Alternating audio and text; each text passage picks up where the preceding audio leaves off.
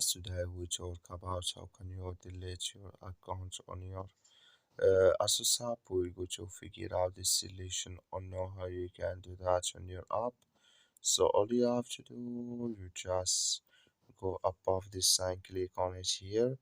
So when you click on it, it's going to show for you a list like this. Then all you have to do now, you just click here on app settings. So when you click on app settings, it's going to take you to this list here. Then all you have to do now, just go down here. So you keep going down, and when you keep going down here, click on delete my account. So when you click on delete my account, it's going to take you to this list, and you click here on I understand here. So then it's going to delete video on your Asus app. That's all you have to do. Thank you for watching. Don't forget to support us by liking, subscribe.